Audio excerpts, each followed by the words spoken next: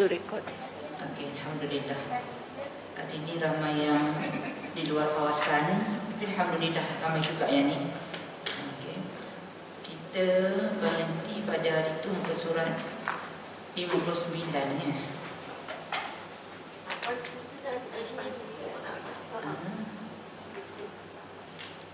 18 yang itu ya. 12 surat 89. Ya.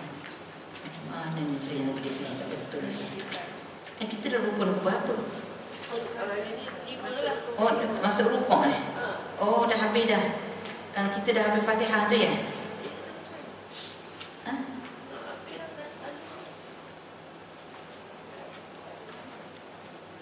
Dan sekali Ustazah tunjuk video yang duduk atas kursi. Okey.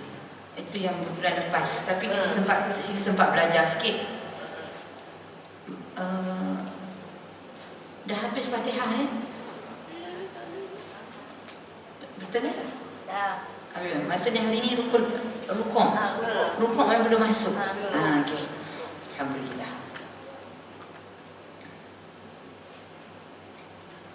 Baik, saya dah minta kebenaran pada Ustaz untuk saya buat PDF buku ni. Jadi kalau siapa-siapa tak ada buku dia tengok situ. Saya buatkan 3 buku Ustaz saya buat. Saya minta kebenaran dari dia. Dia kan ada 3 buah. Mula-mula dia keluarkan buku memahami bacaan dalam solat. Kita dah buat habis dah masanya situ. Lepas tu buku yang tebal ni. Dan satu lagi buku yang kecil yang mari wahai nak dirikan solat. Yang ini dipermudahkan daripada buku tebal kita tu. Okey, mana rukuk ni? Okey, mana rukuk?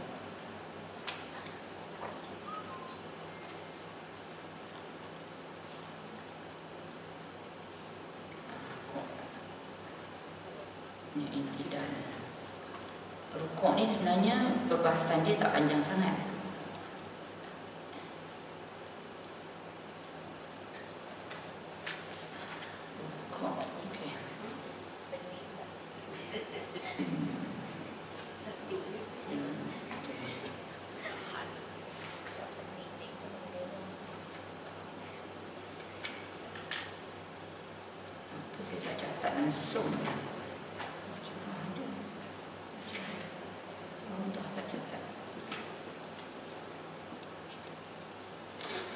Baik. Rukun solat kelima ialah rukuk. Dan dia adalah rukun fi'li yang kedua. Rukun solat ada 13, kita dah pecah-pecahkan hari itu. Rukun qauli ada 5, fi'li ada 6, yang 2 lagi qalbi. Ya. 13 ini semua kita tahu cara untuk pelaksanaan dia macam mana. Kalau dikatakan rukuk, berapa ciri yang wajib ada sebagai memenuhi rukuk itu, kita pun boleh beritahu begini. Berapa kalau rukuk yang sempurna, apa yang perlu ada, kita pun boleh beritahu begini. Tapi andai kata rukuk sempurna daripada awal sampai akhir itu kita tak berapa nak pasti, yang itulah kesempurnaan itu mungkin terjejas. Tapi kita buat dah solat tu. Jangan ceritanya sah solat tu sah, tapi kesempurnaan. Okey. Jadi untuk rukuk ini paling mudah kita nak faham. Kalau buku kecil tu dia dah asingkan terus. Dia asingkan terus, maksud saya yang dia dah beritahu dah apa dia yang minima, yang wajib, apa dia yang dikatakan sempurna. Ni dibentuk dalam bentuk mudah. Tapi kalau kita tengok dekat buku kita ni, kita kena baca satu persatu. Kadang-kadang kita pun macam confused. Tapi kita tengok sekejap, tengok sini, sekejap tengok sini, sebab dah ada dulu. Okey. Ayat Quran yang diambil sebagai dalil ialah irka'u, rukuklah kamu. Dan sebuah hadis lain, iza qumta ila salati, sekiranya kamu hendak mengerjakan solat, maka ada selepas dia kamu buat ini. Dan juga poin yang nak sebut, rukuk ini menjadi rukun dalam solat. Panduannya ialah pertama berdasarkan ayat Al-Quran ini, irka'u. Yang kedua berdasarkan hadis, tapi dia ambil sikit-sikit aja. Dan yang ketiga ijma' ulama. Okey, itu ilmu yang kita dapat. Okey. Yang kita pergi pula yang dikatakan rukuk minimum. Memang belum ya? Memang belum. Okey. Bila sebut minimum, kita buat tara itu, solat tu dah sah.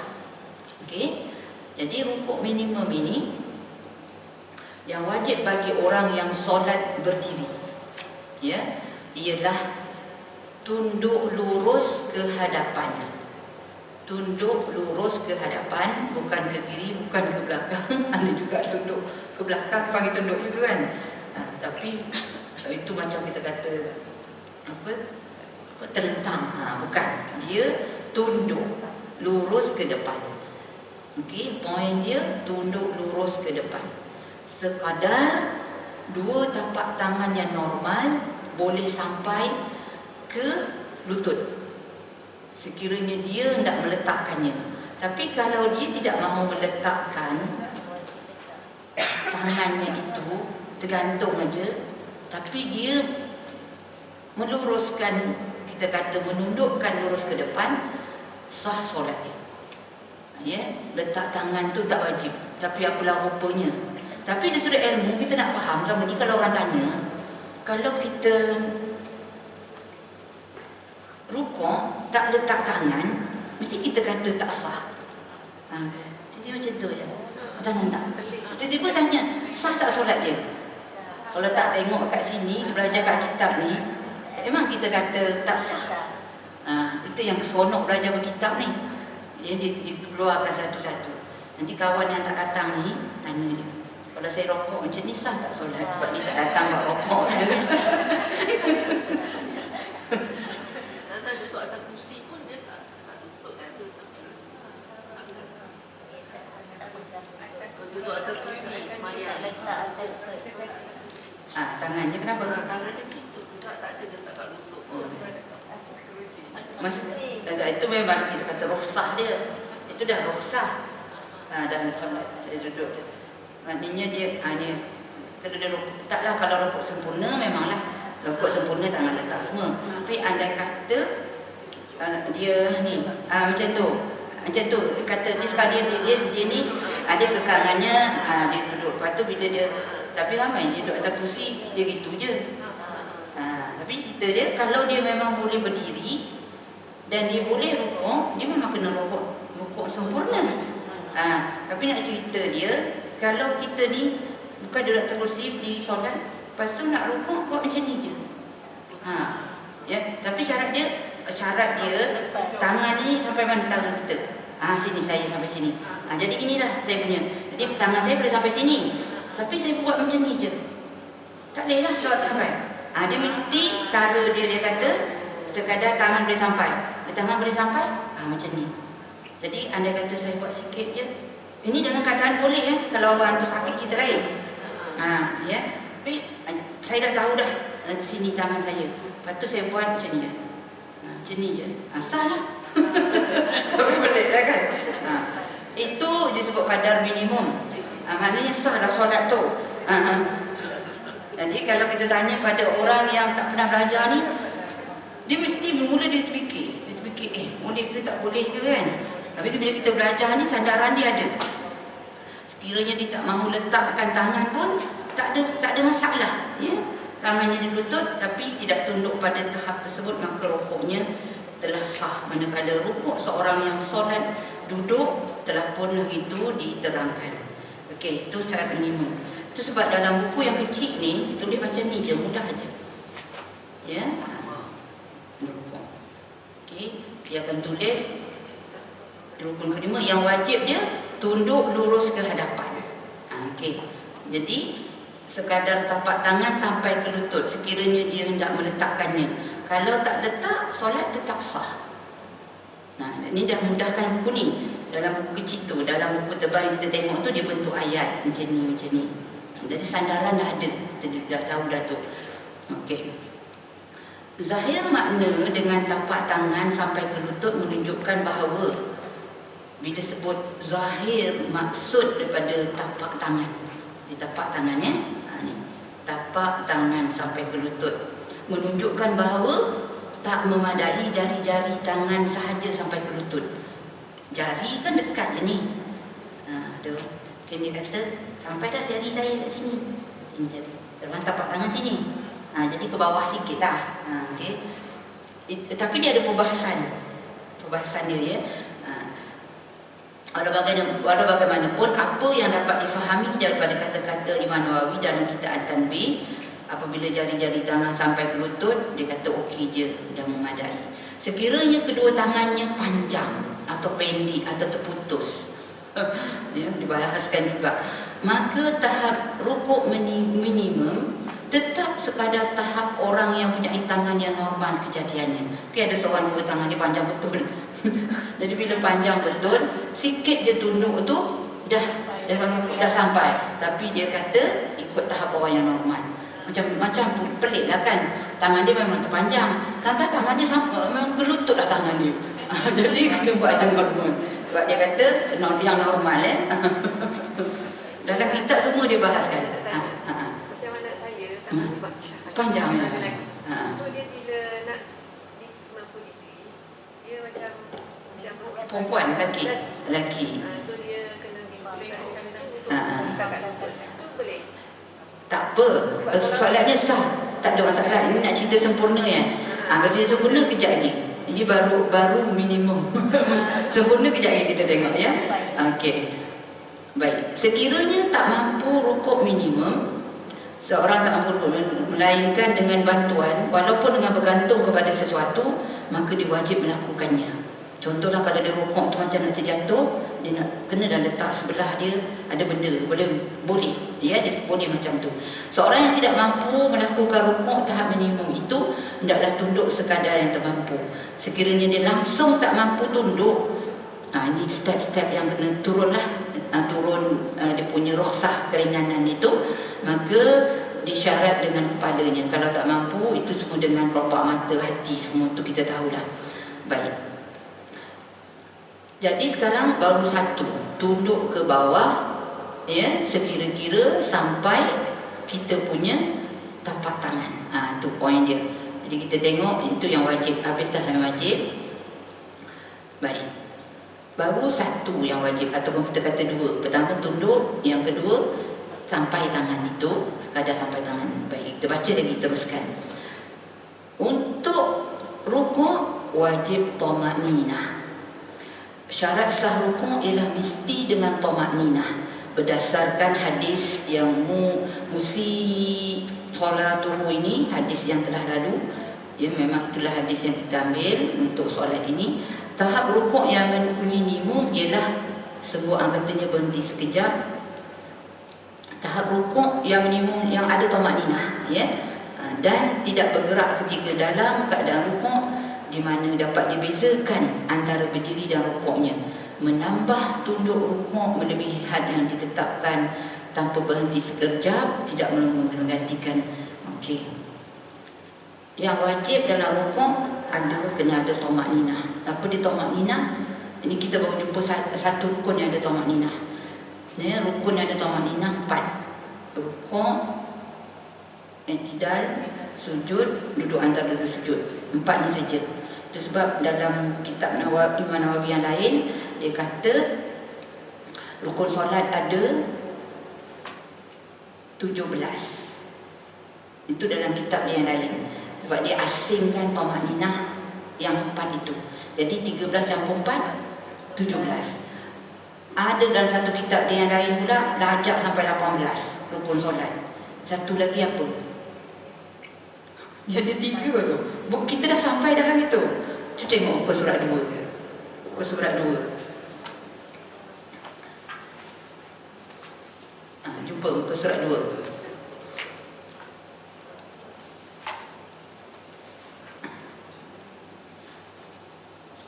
Ustaz suruh baca selalunya. Rukun solat 13. Cuba baca.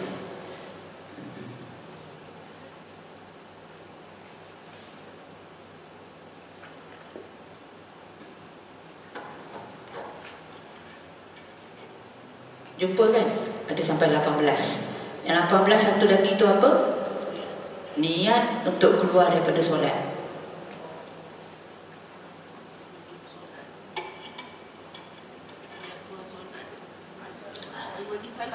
Sebelum bagi salam. Tapi 17 dengan 18 ni tak popular. Kita pun tak kena pakai yang tu. Kita memang 13. Ya. Tapi tiga-tiga itu pandangan Imam Nawawi. Jadi paling tidak kalau orang buat kuis kat kita, kau tahu tak rukun solat sebenarnya ada 18. Gaduhlah pula. Aku belajar di sekolah dulu 13. Macam mana kau boleh kata 18? Kau boleh kata 17. Jadi kita dah ada jawapan dalam kitab dah kata macam tu. Ya, 17 ditambah diasingkan tamak nina, jadi 18 campur lagi 1 niat keluar daripada solat. Maksudnya bila dah habis tahiyat tu, sebelum bagi salam tu, hati dia niat aku nak habis dah solat ni. Itu dianggap rukun. Tapi ya, itu yang jadikan 18 tu. Jadi kita tahu dah lah. Kalau ada orang kata itu solat ni memang rukun tau, nak kena keluar daripada solat tu, rukun yang ke-18. Kita pun kata, okey saya pun tahu, tapi sebabkan itu tak popular, memang tak boleh pakai. Yang lebih popular 13. Itu yang popularnya 13. Ya.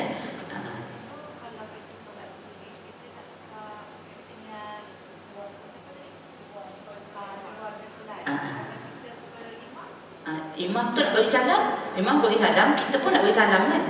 Kita pun nak hati kita nak keluar daripada solat. Niat individu je. Individu.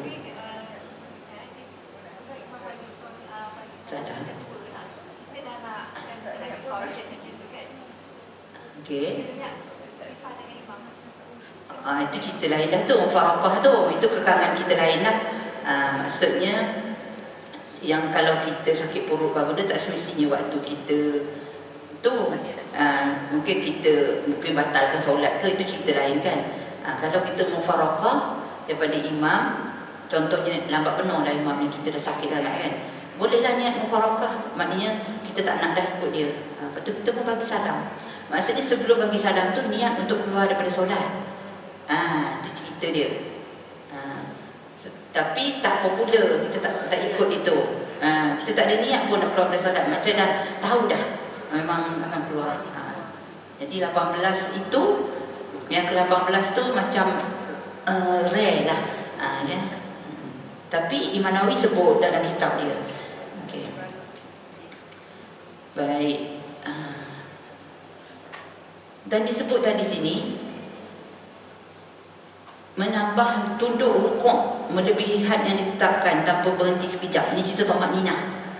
Tamak ninah ni dalam rukuk tu mesti semua anggota besar berhenti. Mulut tak cakap subhana rabbiyal azimi wa bihamdihi pun tak apa. Sebab lafaz zikir itu rambut. Itu saya dah pernah tunjuk ni kan. Rambut, mana rambutnya ya?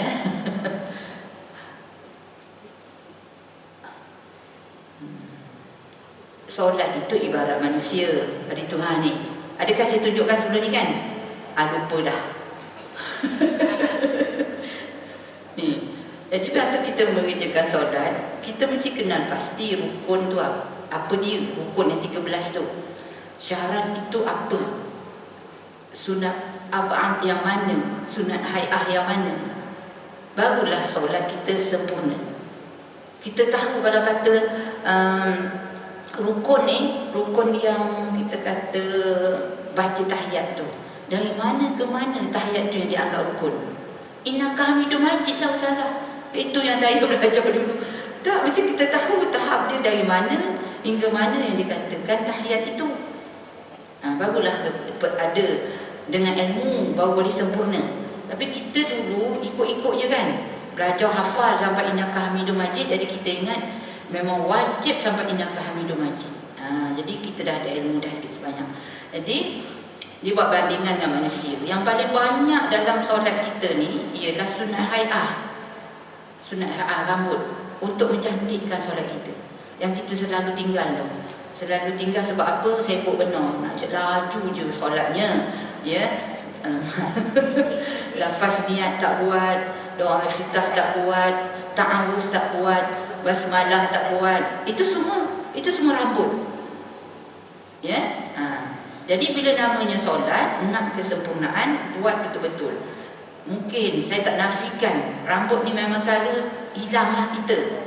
Sebagai manusia, kalau dibayangkan solat itu seperti manusia, botak je lah kita setiap hari. Ya. Tapi kita cuba berazam untuk solat fardu terbaik kita buat. Solat sunat tu mungkin kadang-kadang kita nak cepat, ya, ada kekangan apa-apa, kita memang ambil kepala je. Ya, ini kena adalah nyawa dia tu, syarat dia tu, tutup aurat, masuk waktu dah, ada betul waktu dia, suci daripada hadas. Ini bila kita nak rasa solat kita sempurna, bayangkan ni. Yang ni aku buat ni rambut ke, sunat apa ni anggota lain. Bayangkan kita ada kepala, ada nyawa. Kita ada dua ni je. Rukun dengan syarat dia ada. Maknanya kaki tangan kita tak ada. Apalah rupanya. Itu sebagai muhasabah lah, untuk kita bersemangat untuk solat sempurna. Jadi bila sebut tamak ninah, semua anggota berhenti. Baik. Selanjutnya, ini contoh ya, dia bagi lagi. Tunduk untuk rukuk tidak boleh disertai dengan qasad. Qasad ni niat apa benda kita nak buat dengan qasad yang lain daripada rukuk. Kerana niat solat adalah sentiasa menyertai semua perbuatan sepanjang solat termasuk rukuk. Maknanya di rukuk tu memang sebab rukuk solat, bukan kerana dia nak mengelak satu benda. Katalah dia mengelak satu benda, dia terbuat tahap rukuk. Lepas tu, tak apalah, ini aku anggap rukuk jugalah. Sedangkan niat dia tadi mengelak satu benda, tu tak boleh. Okey, jadi kalau jadi macam tu macam mana? Kena rukuk, buat lagi semula lah. Tadi tu kita tak, bukannya rukuk sebab nak mengelak sesuatu. Jika seseorang turun untuk sujud tilawah ya, lalu dijadikannya sebagai rukuk, apabila dia membongkok tidak jadi untuk turun sujud tilawah, maka rukuk itu tidak sah kerana tujuan asal dia membongkok untuk sujud tilawah. Ni mungkin kadang-kadang kita ikut imam, tak tahu imam tu, dia pun tak boleh tahu nak sujud sejadah tu kan. Kita tak tahu, imam sujud ke bawah, kita rukuk. Macam tu tak apa lagi. Sebab yang ke bawah tu sunat aja. Tapi mungkin ada yang dia mula-mula dia nak buat tilawah dan niat nak tilawah, lepas tu malas dah pula dia rukuk. Itu yang dia kata tadi tak boleh. Itu dia. Maknanya niat tadi tu untuk yang turun ke bawah tadi tu belum sampai lagi, tapi niat dia memang nak sujud. Dia tiba malas dah pula, dia rukuk kat situ, berhenti tengah jalan. Itu dia kata tak sah kerana tujuan asal dia membongkok untuk sujud tilawah yang hukumnya sunat. Maka ketika ini dia menukar niat lakukan sunat kepada niat lakukan rukun yang wajib. Dalam keadaan ini dia perlu bangun semula daripada tunduk tadi untuk sujud tilawah, untuk tunduk semula rukuk. Kena buat balik lah. Ya, tak boleh tukar-tukar niat tu. Sebab rukun ni jika imam membaca ayat sejadah, kemudian rukuk sebaik habis membacanya, tetapi makmum menyangka imam sujud. Dia terbalik pula, imam yang nak sujud tetapi makmum menyangka imam sujud tilawah. Lalu tunduk turun untuk sujud, tetapi ternampak imam tak sujud, maka makmum terus menjadikannya sebagai rukuk. Maka pendapat yang paling hampir benar, sebagaimana dikatakan Al-Zarkasi, rukuknya sah. Dia dimaafkan kerana mengikut imam. Walaupun begitu, beberapa orang ulama lain berpendapat dia perlu bangun semula kemudian baru rukuk. Ya, ini perbahasan-bahasan yang mungkin tak jadilah. Tak apa. Okey, kita nak pergi rukuk sempurna. Dikatakan rukuk sempurna tu macam mana? Minima tadi kita dah tahu dah, sikit je. Tak letak tangan pun tak apa. Yang penting tamak ninah. Dia macam tu. Okey. Sempurna. Kita tengok dalam buku ni untuk lebih kita nampak dulu. Lepas tu baru kita tengok ayat dia. Berapa ada dia punya ni. Rukuk sempurna, qasad rukuk, gambar satu. Kalau tak mampu rukuk sekadar ini semua dah tadi. Kalau langsung tak mampu tunduk syarat kena.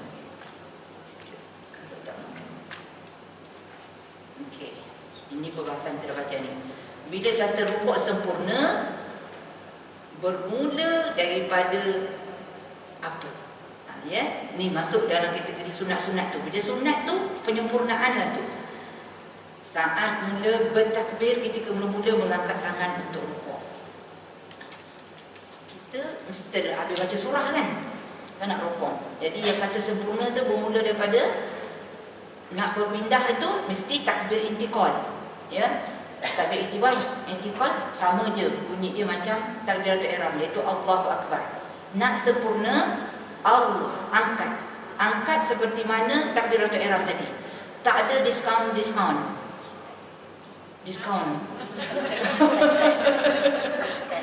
Apa yang diskaun?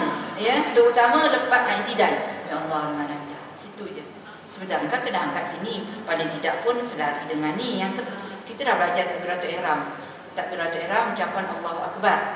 Tapi mengangkatnya itu rambut. Ya, hay'ah. Jadi mesti ada 4 ciri itu pun kita dah sebut.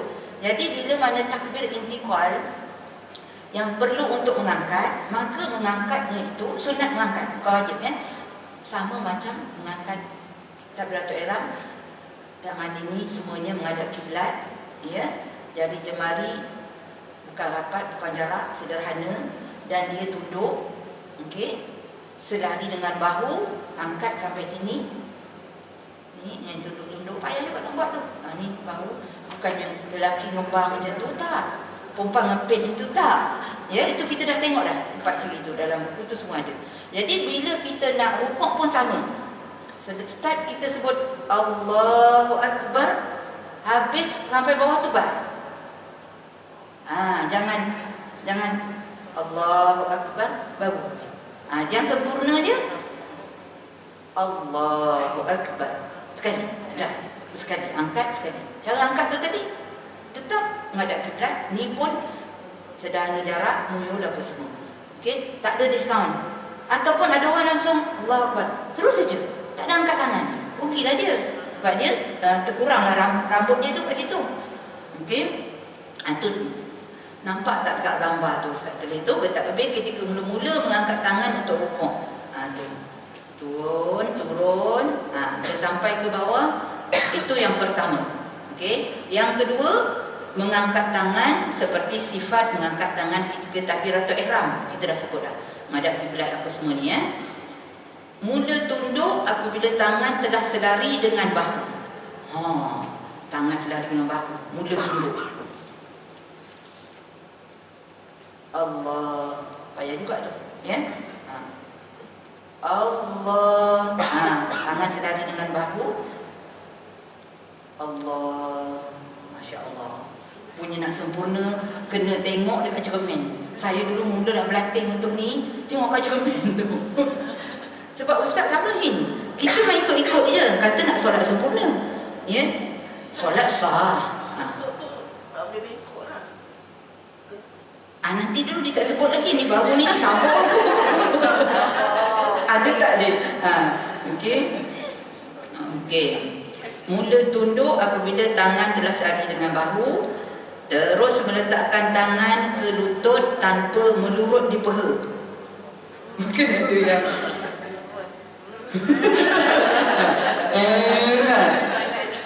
ya, melurut dah. Kita baru terfikir ke tu? Ya, tanpa melurut ke peha. Terus meletakkan tangan ke lutut tanpa melurut peha. Dia tunjuk satu-satu ni. Masya Allah. Tunjuk sini. Okey. Sunat lagi. Takbir berpanjangan hingga sempurna rukuk supaya semua pergerakan dalam solat diiringi dengan zikir. Macam ini tak masalah sangat, berdekat je. Kejap je kan. Tapi kalau daripada sujud nak naik atas, tak sampai nafas. Kenapa? Baru sikit dah habis dah. Belum sampai atas dah bar dah. Jadi ni Allahu Akbar. Lepas tu sampai sini senyap je. Saya nak buat sekali lagi Allah Akbar. Ustaz kata dalam buku kitab kata tak boleh 2 kali. Dia sekali je. Dah habis tu dah lah. Tapi maksudnya kita tak dapatlah yang sepatutnya sampai atas tu. Di situlah yang dikatakan perkataan la tu boleh panjang. Kalau takbiratul ihram 4 dia lebih kurang. Allahu Akbar. Tapi kalau daripada bawah ni atas mungkin sampai 6 ke 7 pun.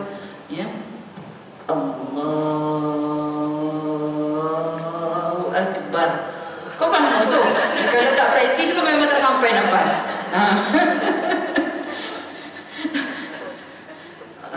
Gitu. Jadi untuk rukuk ini dipendek je, tak adalah masalah sangat. Itu dia kata takbir berpanjangan hingga sempurna rukuk supaya semua pergerakan dalam solat diiringi dengan zikir. Tak adalah daripada misal kata daripada duduk tadi baru dekat istirahat dah, lepas tu dah tak ada dah, senyap aja. Okey. Meluruskan belakang tu saya tak bawa tu tadi. Boleh ingat nak bawa. Tak sangka pula dah sampai ni pembaharis panjang tu, sebab saya nak bawa supaya kita boleh tengok meluruskan belakang dengan tengkuk sehingga menjadi seperti kepempapan yang lurus. Ya, kalau tidak melakukannya dengan sengaja hukumnya makruh. Maknanya sehabis baik kita punya lurus. Saya pun tak tahu saya lurus ke tak, kena tengok. Kalau letakkan pembaris panjang, dia elok je terletak macam tu. Sampai kepala ni letakkan tu. Kadang ada orang tu kepala terlongak macam tu, ada kami tu. Jadi dia kena lurus elok. Letak tu. Tak ada pembaris panjang kat sini. Kalau ada kita boleh buat model. Tak apa, next nanti kita bawa, insya-Allah. Ya. Itu tahap sempurna ya. Tahap yang tadi tu atas sikit je dah sah dah. Okey. Ni gambar ni nampak tu. Letak tu. Okey, selanjutnya menegakkan dan melurus tulang kering dan peha. Tengok gambar. Ada bengkok-bengkok tak? Tak ada kan? Tidak perlu membengkokkan lututnya ke depan untuk meluruskan belakang. Ustaz tu dia macam ni. Saya pernah tanya ustaz, sebab ini cerita umum dia tak cerita, sebab dalam kitab lelaki perempuan dia sama je. Yang beza sujud. Itu ada beza. Sikit je beza. Tapi ada juga yang mengkiaskan untuk rukuk ini. Beza perempuan dan lelaki. Dikiaskan dengan sujud. Tapi anda kata kita tetap nak buat macam yang sepatutnya, tak salah pun. Cuma saya pernah tanya ustaz, sebab ikut yang program Dr. Fatimah yang sains solat tu, prof yang UM tu. Sebab dia memang orang kaji di sudut sains, macam mana kedudukan itu lebih memberi signal ketenangan. Kan dia buat macam tu kan. Jadi dia kata bila 90 darjah tu, kalau kita macam ni lurus saja, dia kata kaki ni lurus, ya. Lepas tu kita ke depan, dia macam tak 90 darjah. Jadi dia kata nak 90 darjah, jadi kita ke depankan sikit. Kita punya ni, ke depan jadi 90. Ada disebut dalam talk dia. Saya tanya ustaz tak nak terima. Ikut sama. Tapi kita, ustaz kata macam ni, ikut dalam kitab. Kan memang bagus. Penemuan doktor tu bagus sebenarnya. Dia boleh letak alat dan dia boleh tahap. Orang yang buat sempurna cara yang betul, ketenangan yang disignalkan tu beza dengan kalau dia buat cincai-cincai. Maknanya bagus dia punya kajian dia tu. Kalau ibu ustaz ni duru je, tak ada masalah pun. Ustazah yang tangan tu, ustazah kalau lelaki kan dia tak ada rapat kan.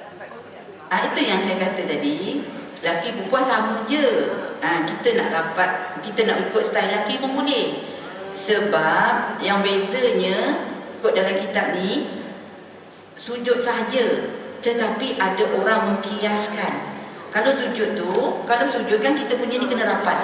Jadi dia kiaskan untuk rukuk pun macam tu. Itu yang keluar TikTok apa orang buat tu. Itu untuk sempurna, bukan tak sah. Ya. Tapi kalau saya, mungkin sebab tangan saya panjang tangan saya panjang juga. Jadi kalau saya bengkok, saya macam tak selesa. Saya buat macam biasa je. Saya tak ada bengkokkan. Jadi maksudnya yang kata perempuan kena bengkok tu, dia bukan direct ini, tapi dia dikiaskan dengan yang sujud. Jadi kalau kita rasa nak buat bengkok supaya dia tu rapat dengan kita punya ni, boleh, tak ada masalah. Tapi kita mengempit itu kalau macam tak selesa dan tak menjadikan boleh dapat lurus macam ni, kita sendiri boleh fikir mana yang kita selesa untuk dapat lurus. Kalau sebelum ni kita tak pernah ngempit gitu, bila ngempit macam jadi berlain pula rasa. Ya. Ni nampak lurus semua tu. Tidak perlu membengkokkan lututnya ke depan untuk meluruskan belakang. Lurus saja. Okey. Baik. Tengok.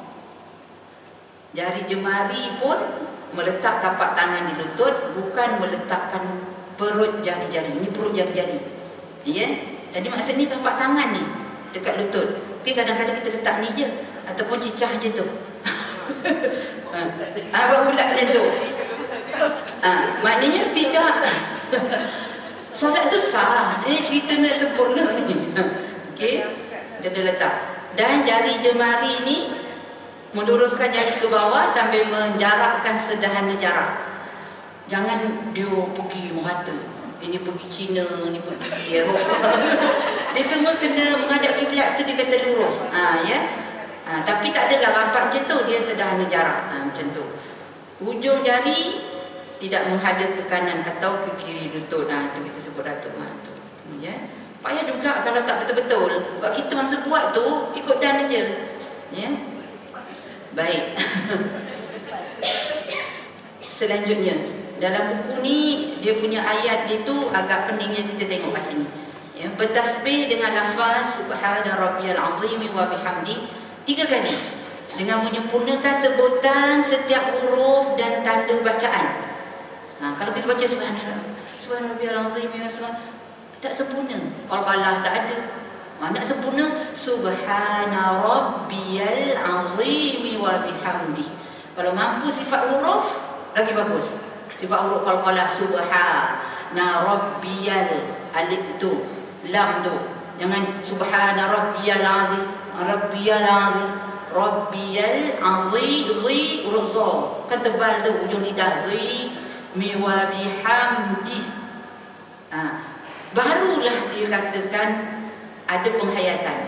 Yang terlebih baiknya saya selalu sebut sebelum ni, bila kita sebut tu subhana rabbiyal azim, terbayang kat cara tulis dia. Kalau di luar solat boleh tak kita tulis subhana rabbiyal azim wa bihamdi? Tulis ke Arab lah, bukan tulis Urumi tu. Jadi kalau kita boleh tulis macam tu dalam solat, kita fokus lah sebab kita nampak macam tulisan. Macam kita baca buku, kalau tengok tulisan lebih fokus. Gitu untuk cara dapat kekhusyukan lah salah satu dia. Lagi bertasbih secara tartil dengan menyempurnakan sebutan semua huruf dan semua tanda bacanya. Imam sangat dituntut melafazkan tasbih dengan tartil supaya makmum yang mengikutnya dapat menyempurnakan tasbihnya bersama imam dalam keadaan rukuk. Maksudnya janganlah imam laju benar subhanarabbiyal azim. Yang makmum pula jenis orang yang memang nak membaiki. Itu sebab imam dulu baiki. Dekat Kelang baru ni ustaz kumpulkan imam dan Bilal, masjid yang area kat situ. Saya masa tu free, saya pun pergilah ikut. Mana ada kelas ustaz saya ikut sebab kita nak tengok cara dia ni kan. Lepas tu memang banyak tak betul lah imam tu tidak menepati yang sempurna tu.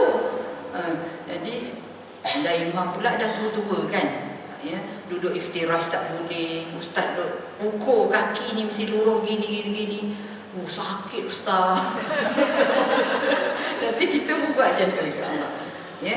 Jadi bila solat berjemaah itu pentingnya imam tu terbaiklah kita kata. Tu lah masing-masing takut jadi imam tu. Okey. Memahami makna lafaz tasbih dan menghayatinya dengan hati kita, dengan penuh sedar. Ya, subhana itu maksud apa? Maha suci Allah, ya, Tuhan yang maha, kita kata al-azim wa bihamdi, dan pujian untuknya. Itu yang semua sunat ni penyempurnaan. Ni dia bagi subhana, maha suci, rabbiya, Tuhanku, al-azim yang maha agung, wa bihamdi, dan segala puji baginya. Berdoa ketika rukuk dengan doa, kalau nak sambung lagi subhanakallahumma rabbana wa bihamdika Allahumma ghfirli, tak nak buat pun. 3 kali yang kita baca tu pun bila lah nak habis 3 kali. 3 kali tu hai'ah lah. Baca sekali, tak baca pun tak apa, tapi tak dapat sempurna lah. Sempurna 3 kali, hayati, menambah doa subhanakallahumma rabbana wa bihamdika Allahumma ghfirli. Okey. Maha sucimu ya Allah, wahai Allah, Rabbana, Tuhan kami, dan segala puji bagimu, Allahumma ghfirli. Baik, itu dia sunat-sunat dalam rukuk untuk sempurna. Okey, kita intai buku besar ni, tengok ayat buku besar. Ayat buku besar, rukuk sempurna, meluruskan belakang dengan tengkuk sehingga menjadi seperti tekeping papan yang lurus. Kerana apa buat macam tu? Ittiba. Ittiba ni kita ikut Nabi.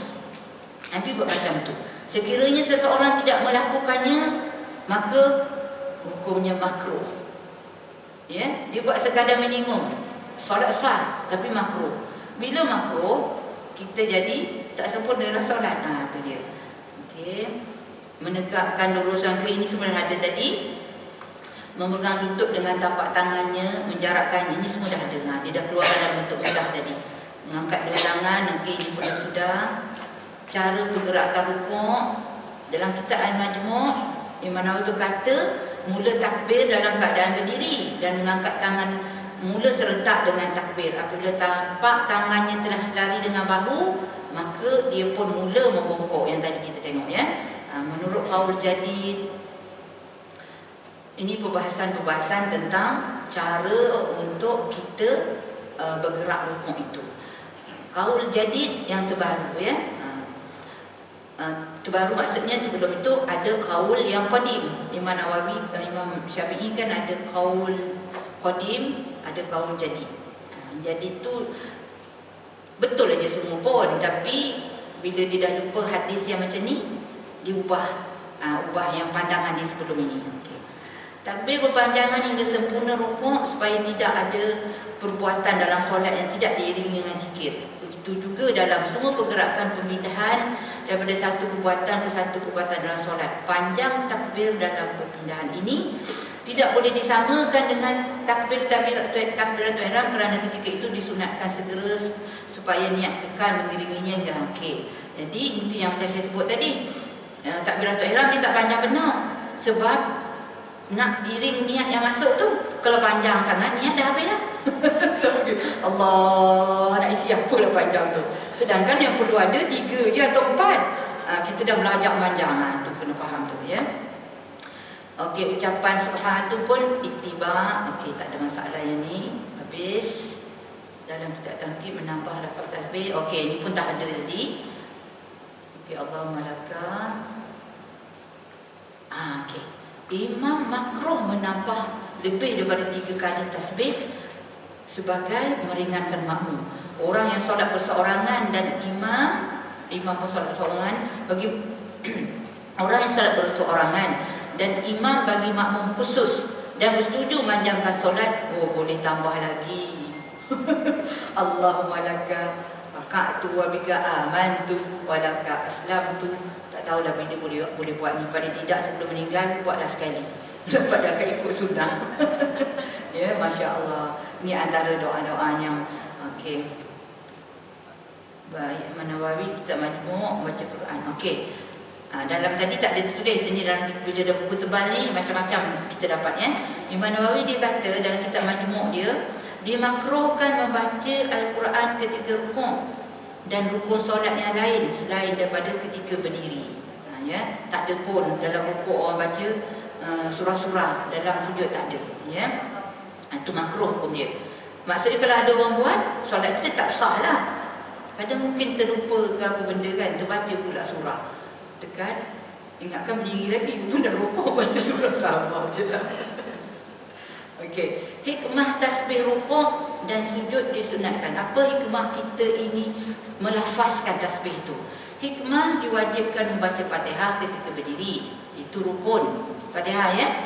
Dan membaca tahiyat ketika duduk, itu rukun. Tetapi tidak diwajibkan tasbih ketika rukuk dan sujud. Tak wajib, dia aja hai'ah, sunat hai'ah. Dia hanya rambut, okey? Apa hikmah dia kata?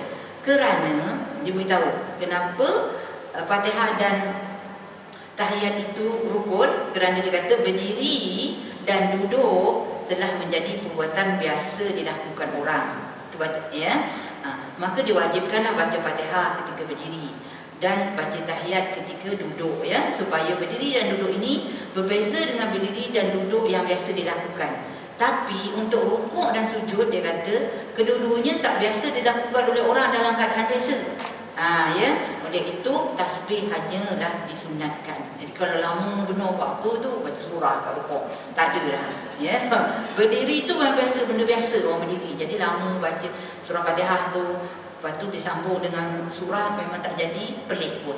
Tapi kalau dalam rukuk lamanya ya, baik. Sunat juga berdoa ketika rukuk, subhanakallahumma. Ini tadi yang tu pun dah ada tadi, ya.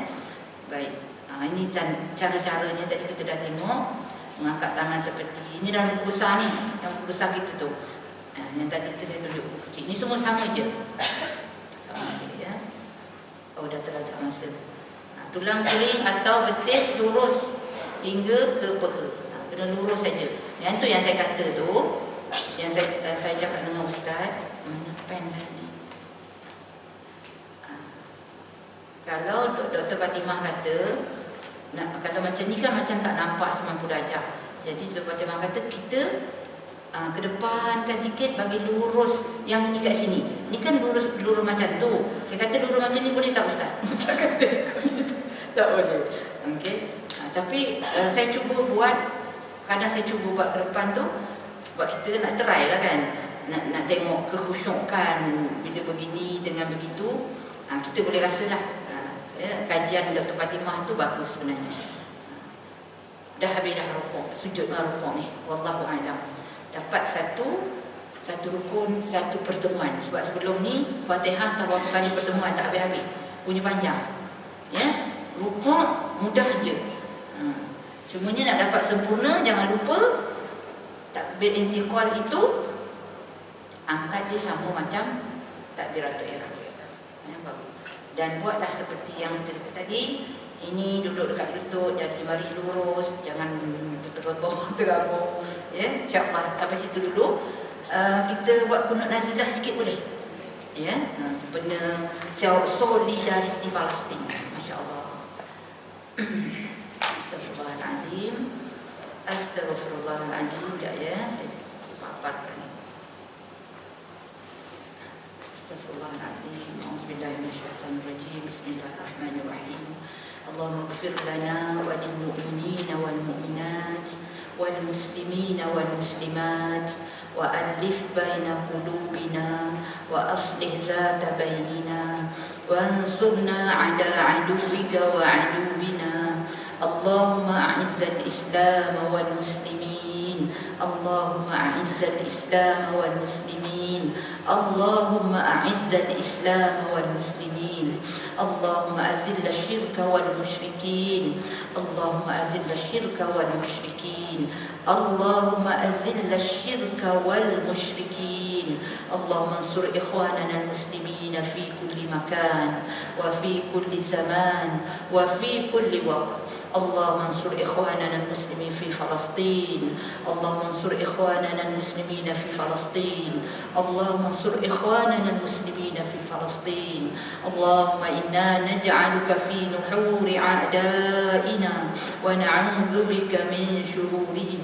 اللهم بدد شملهم وفرق جمعهم وشتت كلمتهم وزلزل أقدامهم وسلط عليهم كلبا من كلابك يا قهار يا جبار يا منتقم يا الله يا الله يا الله. اللهم يا منزل الكتاب ويا مجري السحاب ويا هازم الأحزاب اهزمهم اهزمهم اهزمهم وانصرنا عليهم wansurna 'alaihim ya Allah ya Tuhan kami, ampunkanlah kami kaum mukminin dan mukminat, muslimin dan muslimat, satukan hati-hati kami ya Allah, perbaikilah hubungan antara kami ya Allah, menangkan kami ke atas musuh-Mu dan musuh kami ya Allah, muliakan Islam dan orang Islam ya Allah, muliakan Islam dan orang Islam ya Allah, muliakan Islam dan orang Islam ya Allah, hinakan syirik dan mereka yang syirik ya Allah, bantulah saudara-saudara kami yang Muslim di semua tempat, zaman dan masa ya Allah, bantulah saudara-saudara kami di Palestin ya Allah, bantulah saudara-saudara kami di Palestin ya Allah, bantulah saudara-saudara kami di Palestin ya Allah, kami letakkan kamu di batang leher musuh-musuh kami dan kami berlindung denganmu daripada kejahatan mereka ya Allah, hancurkan kepulan mereka ya Allah, pecahkan pakatan mereka ya Allah, leburkan pendirian mereka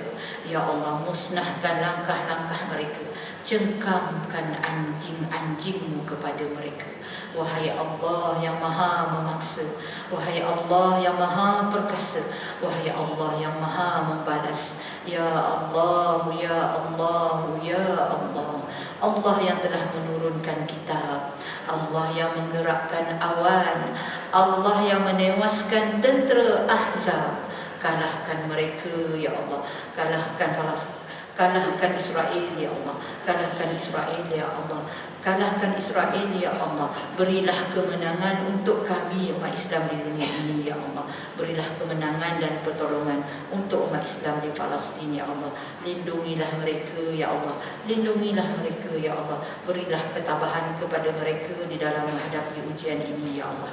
Rabbana 'alaika tawakkalna wa ilaika anabna wa ilaikal masir. Rabbana atina fid dunya hasanah wa fil akhirati hasanah wa qina 'adzaban nar wa qina 'adzaban nar wa qina 'adzaban nar.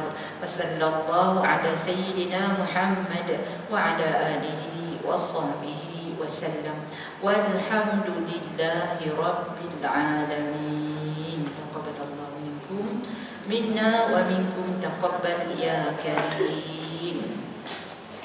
Alhamdulillah. Kita tambahkan dengan tasbih kafarah dan juga suratul As. Subhanakallahumma wa bihamdik asyhadu an la ilaha illa anta nastaghfiruka wa natubu ilaik. Wal 'ashr innal insana lafi khusr illa alladhina amanu wa 'amilus shalihat wa tawasaw bil haqqi wa tawasaw bis sabr. Assalamualaikum warahmatullahi wabarakatuh.